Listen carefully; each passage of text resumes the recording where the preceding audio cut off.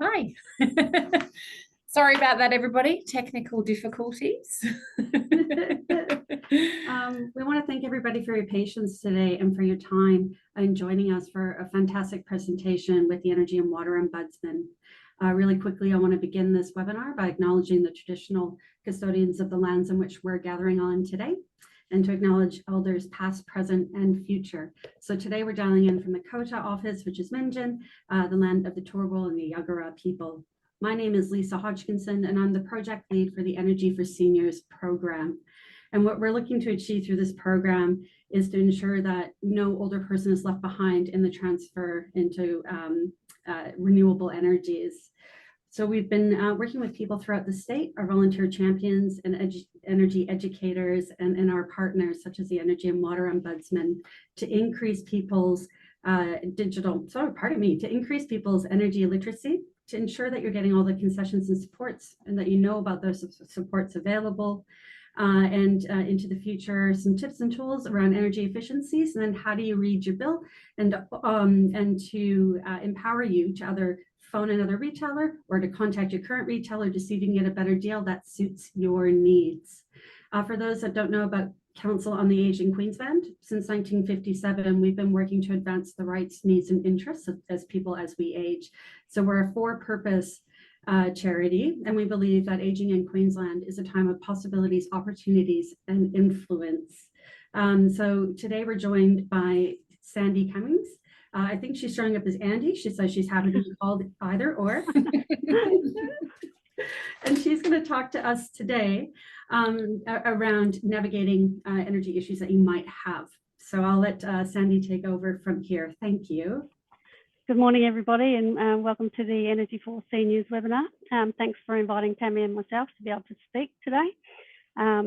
Firstly, we'd also like to acknowledgement to country. The Energy and Water Ombudsman Queensland acknowledge the traditional owners and their custodianship of the land, seas and waters of Queensland. We pay our respects to First Nations elders, past and present, and their future leaders who continue cultural and spiritual connections to country. We recognise and we respect their valuable contributions to Australia and global society. So, about us, the Energy and Water Ombudsman Queensland, EWOQ for short. We are a free, fair, independent resolution centre. We help people in small business in Queensland who have problems with their electricity, gas providers, all those in South East Queensland who have problems with their water providers. We are an ombudsman service, which means we are free and independent. We are not part of the government energy and water companies. Our service is free to all Queenslanders. Providing Queenslanders an independent and effective way of resolving disputes with their energy and water suppliers. And what we're here to talk about today, the aim of the webinar is to discuss who we are and what we do, how we can help consumers resolve disputes and navigate issues with the energy and water providers. Provide information on how to access support and understand your rights and responsibilities. Also to address common energy and water issues and equip you with some knowledge and tools to manage your energy and water services confidently.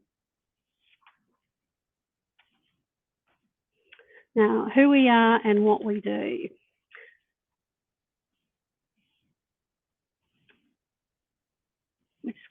Tammy's just going to play a little video.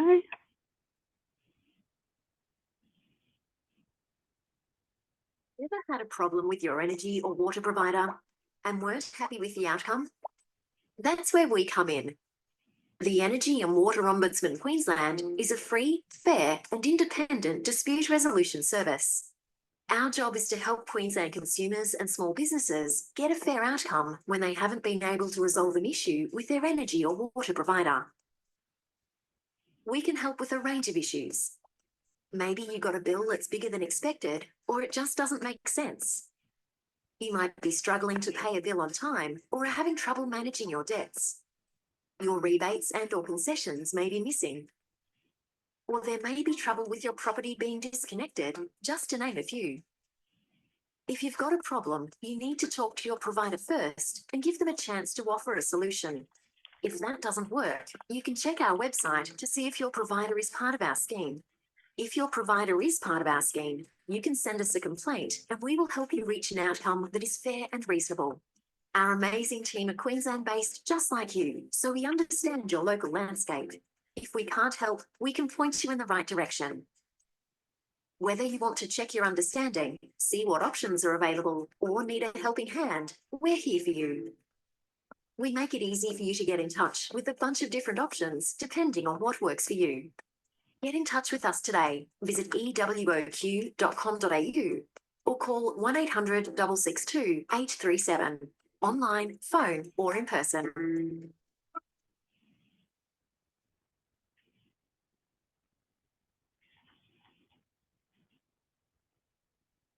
Thank you, Tammy.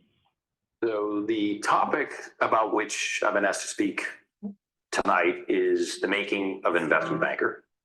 And I would start by saying investment banking is hard. Bit of It's technical. also extraordinarily rewarding. Sorry. It's fiercely.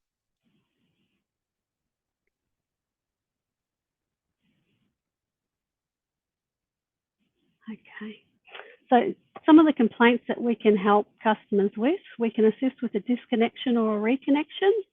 We can also investigate to check whether retailer has followed the National Energy Retail rules in relation to the disconnections.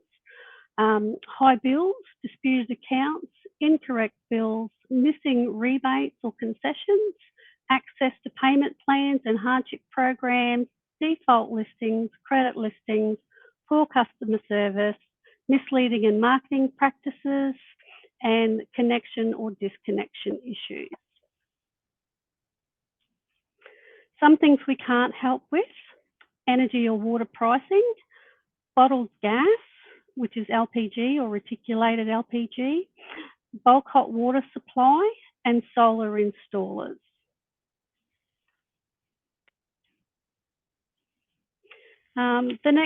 The next sheet is just some other Ombudsman's office that can help if you've got issues with telecommunications or the councils, the Taxation Ombudsman's office, the Financial Ombudsman's office, and the Commonwealth Ombudsman's office. So we've just included that. So there are other Ombudsman's offices. If it's out of our jurisdiction, we can point you into the right direction of who you need to contact. Now, embedded network, living in an apartment, retirement village, or caravan park. So that's pretty much the same as that one. Understanding your power bill. Next one. You're gonna tell me, I think the slides might be mixed up. Living in an embedded network. Okay. So this is an Ergon energy bill, how to read your bill and make sense of your bill.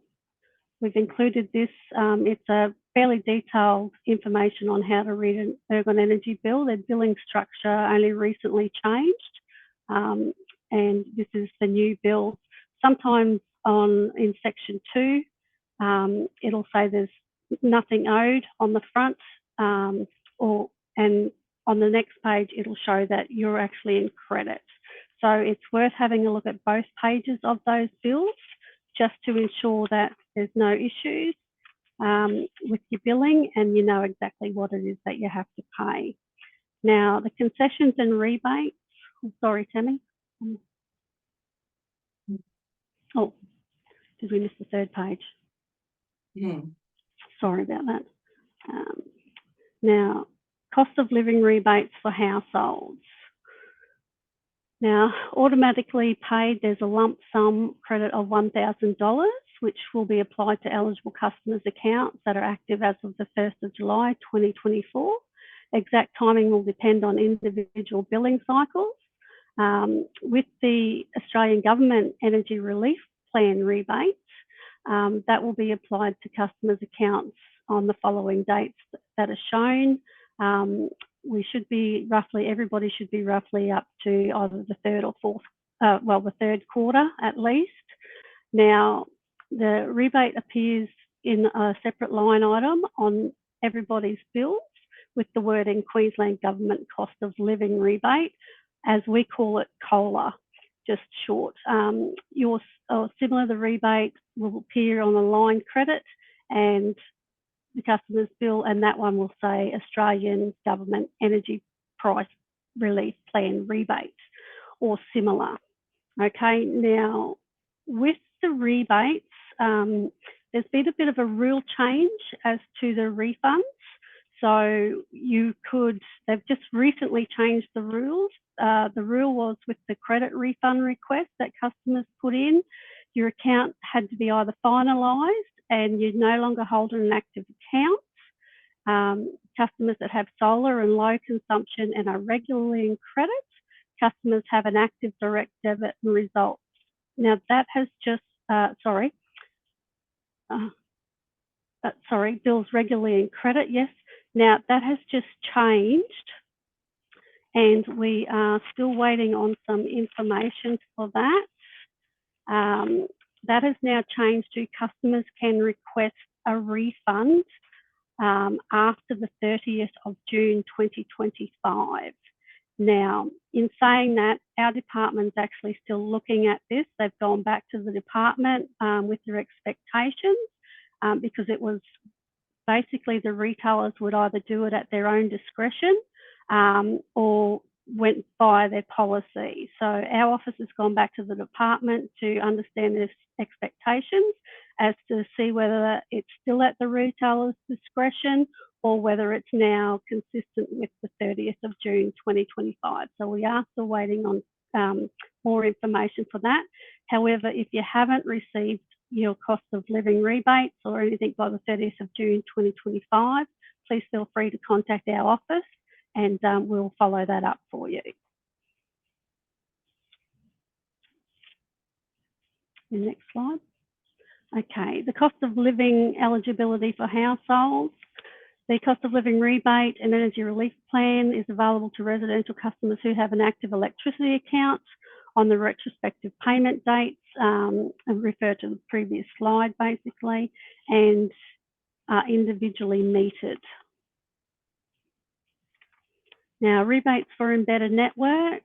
The rebate will be applied as a one-off lump sum of $1,000. The energy relief plan rebate will be applied as a one-off lump sum of $300. They will be applied to the eligible customer accounts that are active as of the 1st of July 2024. Exact timing will depend on the individual billing cycles and processing timeframes of the embedded network provider. The rebates will appear on two separate line item credits. Now, for a small business, the small business rebate will be applied as a one-off lump sum credit of $325. The energy relief plan rebate will be applied as a one-off lump sum credit of $325. Will be applied to the eligible customer accounts that are active as of the 1st of July. Exact timing will depend on the individual billing cycles and processing timeframes for embedded network providers. The rebates will also appear as two separate line item credits. Now, the information that I just provided on the cost of living rebate in relation to the refunds, that is also now included. The update is included both for retailers and embedded networks. Okay, so it's the 30th of June 2025. Concessions and rebates. To locate all concessions and rebates you may be eligible for, you can access the following websites to see how they can save you some money. So there's the Queensland Government Concession Finder, the Queensland Government Energy Concessions, the Australian Government Energy Bill Relief Fund, and Energy and Utilities Queensland Savers, Queensland Government. Now, boosting your awareness, useful information and tools to enable consumers to make energy-wise choices. This is a little book from Ergon Energy Retail. I don't know whether you have access to that. This certain page is on page 4, and it just gives you some little energy tips and useful information and hints on how you can reduce your energy and where do your power costs go. Okay. Okay, the next slide, this is also on page 8 of the same book, and it's usage during summer months. We know that older Australians may be hesitant to use air conditioning during the summer months. This is some useful information on to know how and what it costs to run air conditioners and fans during summer. The information is based on air conditioning based at 25 degrees. Air conditioning temperatures less than 25 degrees will add 10% more of the running cost of your air conditioner. Okay, so it's a good little book if you've got a copy to have a run through. It's also got information pertaining to how to keep warm and fridge use and everything like that as well. So it's a nice little book to have on hand. Now, the next one is be smart about keeping cool. To use sunblock shades to block out, to keep the heat out. And when you're running a ceiling fan, use the ceiling fan to circulate the air in the room. You know, you can also do lots of things like plant a shaded tree outside of your house so you've got more shade blocking off the sunlight. This gives you really good tips on how to keep your house cool. Okay, we've also got how to choose appliances that are energy efficient. This is on page 19 of the Ergon Energy booklet. So it gives you little tips and tricks on what your fridges are and the similar sizes and what the kilowatt consumptions may be. And same with how do your appliances appear each day. That goes back to page 6 of the Ergon Energy booklet. And it just gives you some little figures on what things are per kilowatt hour and how much it would cost to run a day. So it's quite a good little book to have a read of, as I said. Okay, let's check your energy understanding when making a complaint. So we've got a little bit of a quiz here. When should a customer contact EWOQ? Would anybody like to answer?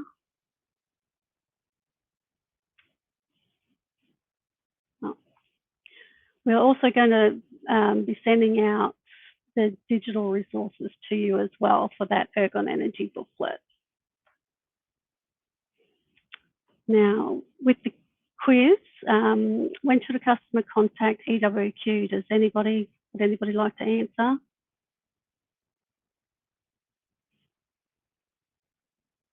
No? No one?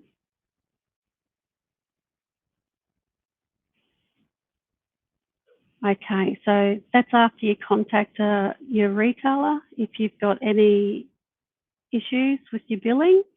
However, if you wanted to contact your the Energy and Water Ombudsman's office, if you've just got a query, you're quite welcome to do so. Okay, and we will point you in the right direction if you're not sure where to go or what to do. Okay, now the process, what's the process when a complaint is referred to EWOQ? Would anybody like to have a go at that?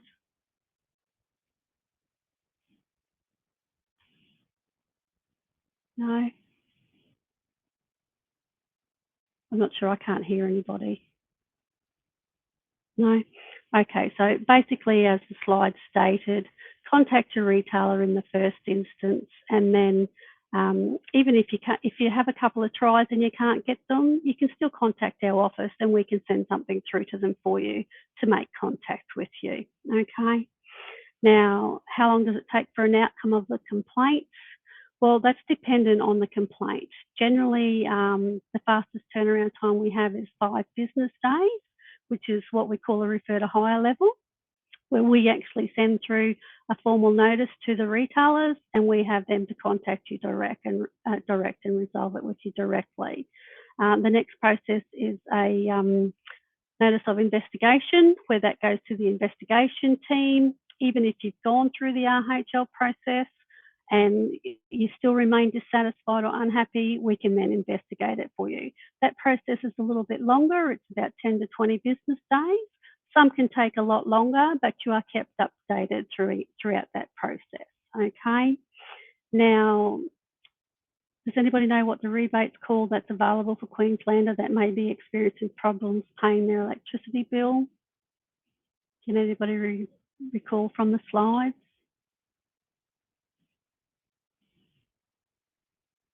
No.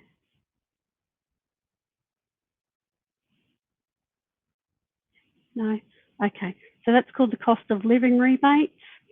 And what's the best temperature to set your air conditioner so that it's working efficiently? That is at 25 degrees. Okay. Now, how to contact our office? Now, if a customer raises a complaint with their provider and they're not happy with the outcome, they can make a complaint with us. We'll work with you to ensure you receive a fair and reasonable outcome. Okay, and that's just the Energy and Water Ombudsman's office details, and you can also submit a complaint to EWOQ.com.au and chat to us online as well.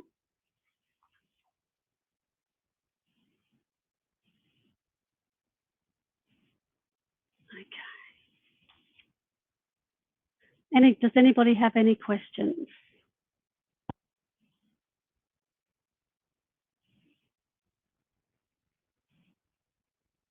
I can't hear anybody.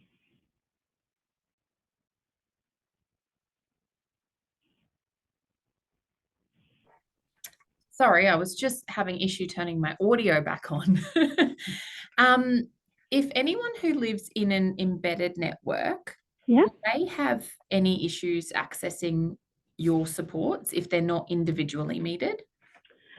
If they're not in, Yeah. we do, with embedded network complaints, there's a bit of a process with them. So what we would ask the customer to do is find out, get them to send us a bill so we can find out whether they are, their exempt seller is within our jurisdiction, or whether they've been onboarded with our company. And if they are, we can generally find that out through having a review of the customer's bill. The only thing that we can't do with embedded networks is gas and hot water. However, with embedded network bills, sometimes they have the air conditioning in kilowatt hours and sometimes they have it in litres. So if it's in litres, we can't do it, but if it's in kilowatt hours, we can. So every person's different. So we don't have multiple of the same complaint unless it's concessions missing for embedded networks, but we take each individual complaint as they come. Okay, but if we're not sure, by all means, everybody can provide us their bill and we can have a look and find out whether they're with us and what we can to assist. So we just advise that we need that information and then give them a call back once we have that information, and then we'll be able to let them know as to whether we can progress or not. Awesome. Thank you so much. Very welcome. And how far down the rabbit hole do you think people should go on their own with their energy providers before reaching out to you guys? I know you touched on it before, but I think I've heard some stories of people getting quite, frustrated before they reach out to you guys, or is it something that they can do beforehand? It depends on the person. If they've contacted their retailer and they've lodged a complaint and a month later they still haven't received any information or any resolution, they can give us a call to say that they've contacted, they've lodged a complaint, they can't get a response out of the retailer. We can then have a look at that, absolutely. Awesome. And what are probably maybe your top 3 kind of complaints that you get regularly that maybe people could be, so they don't feel on a little island on their own? Definitely high billing. High billing is one. Credit collection, and I would say hardship. People in hardship. We can also assist if people are in hardship. And I think that's a very interesting point, because I don't think people realise that there are options for them if they are struggling. I think they either pay their bill or they don't. And No, there definitely are options. There are also options with their retailers. All they have to do is tell their retailers that they are in hardship. So all the scheme participants or retailers have their own hardship programs. And if they refuse to assist the customer can come to us and we can take that up for them to negotiate for the customer on behalf of the customer to get a reasonable outcome that's suitable for the customer and what the retailer will accept as well. Should I just read that word for word? Yeah. Thank you. We've just got another question come through that says, not sure if it was mentioned, but customers won't receive a cost of living allowance if they didn't hold a Queensland electricity account on the 1st of July 2024. Does the same apply to Australian government energy relief assistance? Oh, good question. It is a good question. It is. If you don't have an account, so it basically starts from when you have your account. So if you've got an account open, you should be entitled to the $75 rebate because that comes in quarterly. So if you don't have an account, say you would have missed the, say, January one, if you've just opened up an account in January, well, you may have missed the January one. So your next one won't be due until April. Okay, that makes sense. That's not paid for. But they are very strict on embedded networks. If you move from a regular standard apartment to an embedded network and you ask prior to the 1st of July, but you weren't actually transferred to the 2nd of July, you wouldn't be entitled to the rebate in an embedded network, okay? It has to be the 1st of July, 2024. Yeah. And then another person has just asked, do you need to be a pensioner or hold a concession card to get these rebates? No, you should. The rebates are applied to every household that's got an active account. Okay, and they are given to everybody that has an active open account. Yeah. What are some of the concessions that you know kind of off the top of your head that most people would have access to? Well, most people would have access to the cost of living rebate, which is the $1,000. They'd also have access to the $300 bill relief rebate, government federal rebate. And they'd also have access, if they are a pensioner and get their pension concessions, they should be entitled to, I believe it's $372.20 per annum. And also reticulated gas is a $89.70 rebate as well. And if you've got medical and you require, there are also some rebates for medical for heating and cooling with people that have medical reasons. So they're also available. Yeah. Cool. That's very helpful. Thank you so much. You're very welcome. I think I've gone through all the questions I can see. If anyone has any questions that, oh, hang on. For those who have medical reasons, do they need to be a pensioner? No. No. No, if you've got medical, definitely need it, and you've got a letter from your doctor that can support that, you should be entitled to the medical concession. That's good. If anyone else has any other questions, feel free to, we'll email everybody out post webinar with some contact details for us. So if anybody has any questions, they can either email them directly to us, or we're sharing some of your resources so they can perhaps reach out to you guys as well. Yeah, absolutely. I found that very enlightening. Thank you very much. You're very welcome. Really lovely to spend the morning with you all. Thank you for your time and your expertise, Sandy, and Tammy, you also. Thank you, Kayleen. But yeah, if anybody's got anything else, please reach out. Otherwise, we will we will post this on YouTube and you can watch it again if anybody's missed anything. Do you want to jump on? Oh, and just that we're hosting these monthly. Yes. And we will be hosting these webinars monthly as well. So the next one, obviously end of Feb. So if anybody would like to join that, we'll send some information out about the topic of webinar number 3 as well. But thank you so much for all of your help for webinar number 2. That was excellent. All right, terrific. Thank you. And thank you for inviting EWOQ. Thank you. Thank you. Have a good day, everybody. Thank you.